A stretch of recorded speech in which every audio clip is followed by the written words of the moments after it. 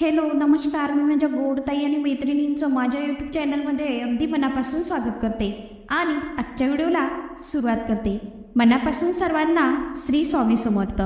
आज आपण बघणार आहोत की मार्गशीर्ष महिन्यातील गुरुवाराची आपल्याला कशा प्रकारे पूजा करायची आहे ते मी तुमच्यासोबत शेअर करणार आहे. त्याची माहिती तुम्हाला सांगणार आहे. तर व्हिडिओ थोडा मोठा होईल आणि पूर्ण मी माहिती यामध्ये पूजेविषयी सर्व माहिती सांगणार आहे. तर कृपया व्हिडिओ पूर्ण बघा आणि व्हिडिओ आवडल्यावर लाईक शेअर सबस्क्राईब जरूर करा. चला तर मग वेळ न लावता आता व्हिडिओकडे जाऊया. सर्वप्रथम गुरुवारी आपल्याला सकाळी लवकर उठायचं. आपल्याला हे व्रत जे कोणी करणार आहात म्हणजे ताई दादा कुणीही हे व्रत करू शकतं. कुमारिका मुलीही हे व्रत करू शकतात. असं याला कुठलंही बंधन नाही. तुम्हाला जर झेपत असेल तर तुम्ही उपवास पकडू शकता. ज्यांना शक्य नसेल, शुगर बीपी असेल, ज्यांना आजार आहेत, ज्यांना गोळी वगैरे घ्यावे लागते, त्यांनी नाहीही उपवास केला संध्याकाळच्या वेळी प्रदोष काळात नुसतं पूजा मांडली, मनाभावातून भक्ती केली, पूजा मांडली तरीही चालतं. संध्याकाळी आपण जेवण बनवणार आहोत, जे भोजन बनवणार आहोत त्याचं नैवेद्य तुम्हाला महालक्ष्मी मातेला आपल्याला दाखवायचं आहे आणि नंतर आपण तो ग्रहण करायचा आहे. आता पूजेची माहिती मी तुम्हाला सविस्तर सांगते. आता बहुतांश हल्ली प्रत्येक घरामध्ये फरशीच आहे. आता सारवण्याची घरं कुठेही नाही. सकाळी आपल्याला लवकर उठायचं, स्नान वगैरे करायची. त्या दिवशी आपल्या आंघोळीच्या पाण्यामध्ये थोडी हळद टाकायची. इतर गुरुवारीही टाकायची, मी अगोदरही सांगितलेलं आहे. तर त्या टाकायचं आहे. आणि सांगोळ झाली की आपल्याला ओम भगवते वासुदेवाय नमो असं तुम्हाला मनामध्ये जप करायचा आहे. ओम नमो भगवते वासुदेवाय नमः या मंत्राचं तुम्हाला दिवसभरात पठण करायचं आहे. आणि लक्ष्मी मातेचंही पठण करायचं आहे. मंत्राचं पठण करायचं तुम्हाला. मंत्र कोणता म्हणायचा? लक्ष्मी मातेचा. जय माता लक्ष्मी किंवा नुसता श्रीमही म्हणला तरीही चालेल. हा बी मंत्र खूप पॉवरफुल आहे. या मंत्राचं तुम्हाला पठण करायचं आहे. किंवा श्री स्वामी समर्थ तुम्ही कोणत्याही देवाचं स्मरण करू शकता. पण शक्यतो भगवान विष्णू देवांचं आणि माता लक्ष्मीचं त्या दिवशी पठण करायचं आहे. आता आपण जिथे पूजा मांडणार आहोत तिथे तुम्हाला काय करायचं? ही पूजा आता ज्यांना शक्य असेल त्यांनी सकाळी मांडा. ज्यांना नसेल शक्य होत त्यांनी संध्याकाळीही मांडली तरीही काही हरकत नाही. आपण संध्याकाळी केव्हा मांडायची? तर प्रदोष काळात मांडायची. प्रदोष काळ म्हणजे कोणता? तर प्रदोष काळ म्हणजे 6च्या नंतर आपल्याला पूजा करायची आहे. 6च्या नंतर तुम्ही चालू करू शकता. आता सर्वप्रथम आपण जिथे पूजा मांडणार आहोत तिथे तुम्हाला सकाळी पुसलेलं असलं तरीही थोडंसं आपल्याला पाण्यामध्ये हळद टाकायची आणि गुलाबजल टाकायचं आणि तिथे तुम्हाला स्वच्छ पुसून घ्यायचं. ती जागा पाणी टाकून कपड्याने पुसून घ्यायचं. ज्यांचं सारवायचं असेल त्यांनी गाईच्या शेणाने सारून घ्या. ज्यांची फरशी असेल त्यांनी थोडी हळद टाकून तुम्ही ते पुसून घ्या. नंतर चौरंग पुसून घ्या. चौरंगावर एक लाल किंवा पिवळं कापड अंथरा आणि त्यावर तुम्हाला थोडीशी तांदळाची किंवा गव्हाची राश घालायची. त्यावर तुम्हाला अष्टदल काढायचं. अष्टदल झालं की 1 लोटा पाणी घ्यायचं. त्या एका तांब्यामध्ये एक तांबा भरून घ्यायचा, गडवा भरून घ्यायचा. त्यामध्ये तुम्हाला हळद कुंकू टाकायचा, अक्षदा टाकायच्या, 1 रुपयाचं नाणं टाकायचं, 1 सुपारी टाकायची, दुर्वा टाकायच्या. 5 नसेल 5 मिळाल्या, एकही मिळाली तरीही चालेल. असं कोणताही मी माझ्या पद्धतीने पुस्तकातल्या पद्धतीने सांगत आहे. तर ते तुम्हाला तसंच करायचं आहे. शेवटी तुमच्या इकडे जशी पद्धत असेल तसं तुम्ही तुमच्या पद्धतीनुसारही करू शकता. तर तुम्हाला त्यावर तुम्हाला 5 प्रकारची जी फळं असतात त्याची तुम्हाला पानं लावायची आहे. 5-5. जास्त पानं आपल्याला तोडायचे नाही. 5-5च तोडायचे. जास्त हिरवी झाडं तोडल्याने, दांड्या तोडल्याने काय होतं? आपला बुध ग्रह खराब होतो आणि आपल्यापासून कोणाला दुःख पोचणार नाही याची आपल्याला काळजी घ्यायची. तर फक्त 5-5 पानं आपल्याला तोडून त्या कलशाला लावायचे आहे. वरती आपल्याला नारळ ठेवायचा. नारळाची शेंडी वरती येईल असं आपल्याला नारळ ठेवायचा आहे आणि त्याची पूजा करायची कलशाची. हळद कुंकू लावून एक गेज वस्त्र व्हायचं किंवा फुलांची माळ, वेणी, गजरा तुम्ही घालू शकता घटाला. आणि आता सर्वप्रथम आपल्याला पहिले दिवा लावून घ्यायचा, नंतर कलश स्थापना करायची, नंतर गणपती बाप्पांचं आपल्याला तिथे स्थापन करायचं. गणपती बाप्पांना 2 पानं, ज्यांना मूर्ती मांडायची असेल गणपती बाप्पाची ते मूर्तीही मांडू शकता किंवा लाल सुपारी घ्या आणि ती 2 पानाच्या विड्यावर तुम्हाला स्थापन करायची. लाल सुपारी, हळदी कुंकू वाहून, अक्षदा वाहून, एक लाल फूल वाहून तुम्हाला पूजा करून घ्यायची गणपती बाप्पाची. आणि एखादं लाल फूल वाहा आणि गुळ खोबऱ्याचा नैवेद्य गणपती बाप्पासाठी आपल्याला ठेवायचा आहे. नंतरच आपल्याला तुमच्याकडे जर आता चांदीची किंवा पितळेची लक्ष्मी मातेची मूर्ती असेल तर पंचामृताने अभिषेक करून घ्या आणि ती मूर्ती तुम्हाला 2 विड्याच्या पानावर ठेवायची आहे. ज्यांच्याकडे नसेल त्यांनी काही हरकत नाही, फोटो घ्या, फोटोही चालेल. तो फोटो तुम्हाला तिथे मांडायचा आहे. फोटो अगदी स्वच्छ पुसून घ्या.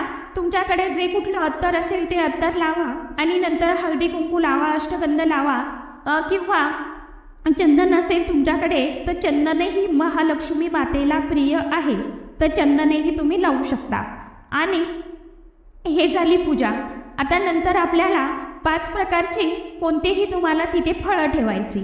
एका पानावर आपल्याला एक खनिज सामान ठेवायचं. एक खनिज सामान कोणतं तर एक खारीक, एक बदाम, थोडासा खोबऱ्याचा तुकडा, एक सुपारी आणि एक हळकुंड. हळकुंड कसं घ्यायचं, लेकूर बाळं घ्यायचं, म्हणजे त्याला थोडीशी अशी गाठ असते ती आपल्याला ते हळकुंड घ्यायचं आहे. ही झाली पूजेची मांडणी. आता आपल्याला सोबतच तिथे हे ठेवायचं, दूध साखरेचा नैवेद्य ठेवायचा. तुमच्याकडे जर श्रीयंत्र असेल तर श्रीयंत्र ठेवा. तुमच्याकडे जर कासव असेल तर कासवही तुम्ही ठेवू शकता. कासव केंद्रामध्ये जे कासवाचं स्टँड भेटतं ते तुम्हाला तुमच्या घरी असेल तो कासवही तुम्ही दक्षिणावर्ती शंख कासव तुम्ही ठेवू शकता तिथे. कासव कोणताही असो तो तुम्हाला तिथे पाण्याने भरून ठेवायचा आहे. माता लक्ष्मीसाठी खडी साखरेचा नैवेद्य ठेवा किंवा बत्ताशाचा नैवेद्य ठेवा किंवा दूध साखरेचा नैवेद्य जरूर ठेवा. आता ही झाली आपली पूर्ण पूजा.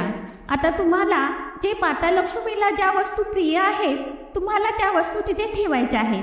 तो आता तुमच्याकडे ज्या असेल वस्तू त्या फुलांनी असे मस्त सजावट करून घ्या पूजेची.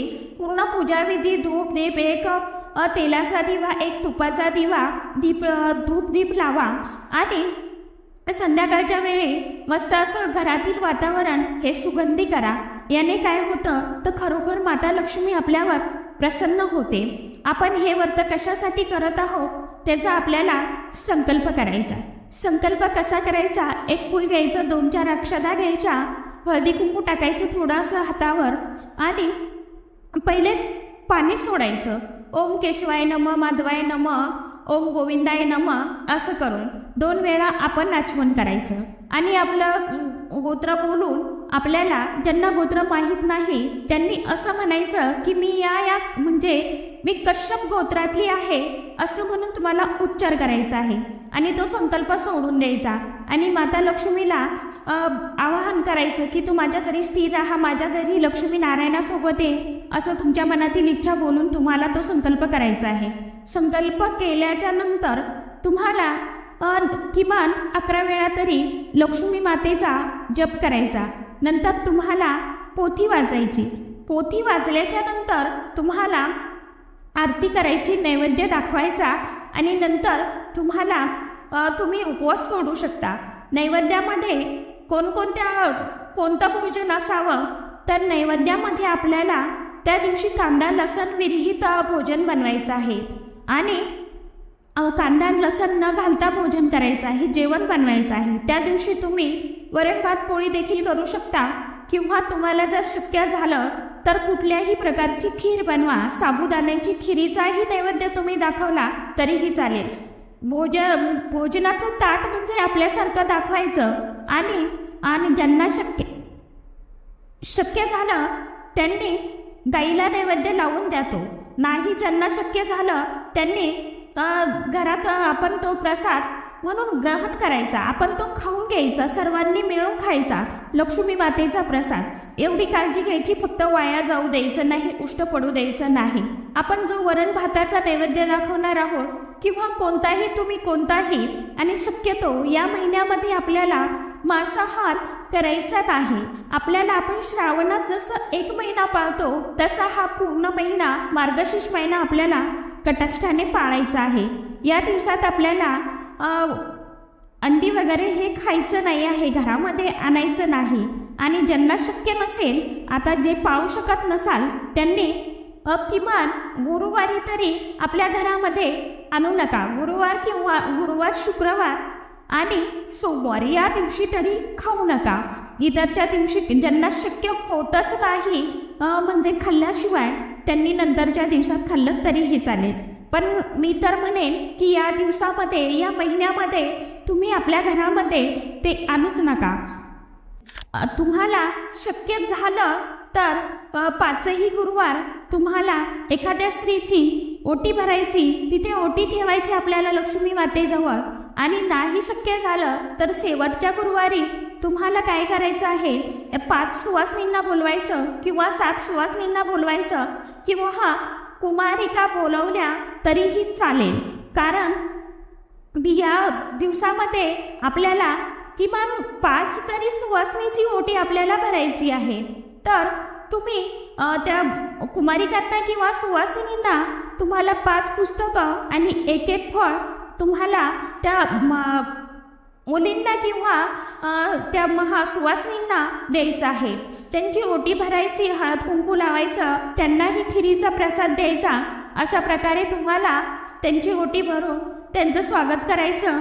त्या दिवशी त्यांना नमस्कार करायचा आणि माता लक्ष्मीला विनवणी करायची की माता लक्ष्मी, तुम्ही ज्या कुठल्या इच्छेसाठी करत असाल ते तुम्हाला इच्छा बोलून सांगायचं आहे. आणि सकाळी दुसऱ्या दिवशी शुक्रवारी सकाळी लवकर उठायचं आणि सकाळी तुम्हाला आपण जी कालची पूजा मांडलेली आहे गुरुवारची, त्या देवी मातेला आपल्याला दिवा लावून हळदी कुंकू लावायचं, थोड्या अक्षदा वाहायच्या आणि नमस्कार करायचा.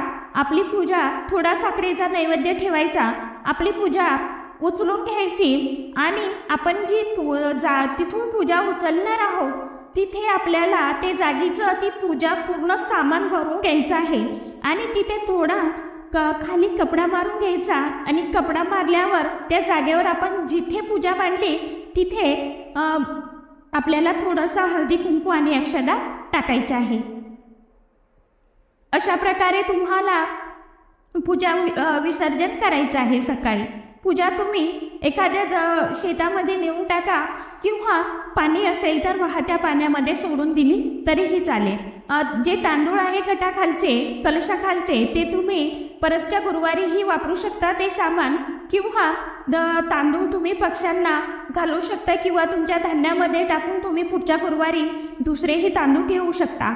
याने तुमच्या घरामध्ये माता लक्ष्मी कायम प्रसन्न राहते, घरामध्ये वास करते. अशा प्रकारे तुम्हाला हे गुरुवारचे व्रत करायचे आहे. त्या दिवशी आपण उपवास करणार आहोत. आधीच्या व्हिडिओमध्ये मी सांगितलेले आहे. त्या दिवशी कोणाची आपल्याला निंदा नालस्ती करायची नाही, कोणाबद्दल वाईट बोलायचं नाही, वाईट शिवी वगैरे आपल्या तोंडून जाणार नाही याची काळजी घ्यायची आहे. अशा प्रकारे हे असं पुस्तक आहे. या पुस्तकामध्ये सर्व माहिती आहे. तर या पुस्तकात पहिल्या पेजवरतीच आहे आणि शेवटी मी तुम्हाला सांगत असते जो मंत्र आहे तो मंत्र इथे आहे.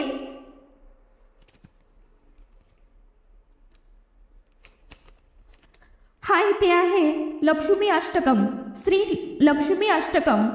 करुणी वंदन सद्भाव धरुणा लक्ष्मी चरण पावरे, कमल आसन कमल वदन कोमल ते मन लक्ष्मीचे, चक्रगदा हाती माता आदिशक्ती प्रसन्न ती मूर्ती, जगमाता जगाला आधार, चालवी व्यवहार दिव्य अलंकार सोबती ते, प्रसन्न होईल धनधान्य देईल, संकटात येईल दूर माझ्या देवी ही प्रार्थना, सुख समाधान कुटुंब कल्याणा. वर देई चित्त शुद्ध करी दैन्य दूर करी निर्मळ तरी ठेव सदा जी चूक झाली माये पोटी घाली तूच आता वाली. भक्तजना नित्य हे अष्ट गातील जे लोक श्रद्धाळू भाविक पावन ते.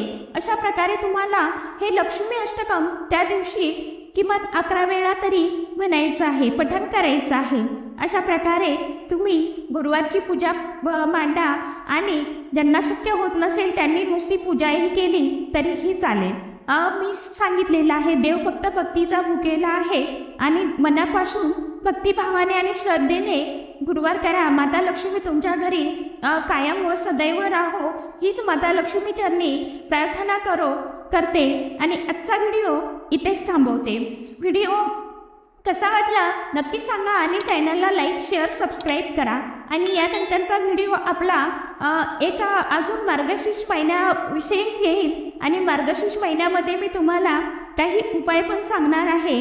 आणि त्यानंतरचा एक व्हिडिओ मी गुरुचरित्राचं पारायण कसं करायचं, मी कशा पद्धतीने केलेलं आहे त्याची माहिती मी समोरच्या व्हिडिओमध्ये तुम्हाला देईन.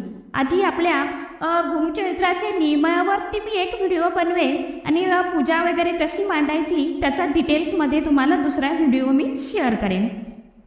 कसा वाटला व्हिडिओ मला कमेंटमध्ये नक्की सांगा. श्री स्वामी समर्थ.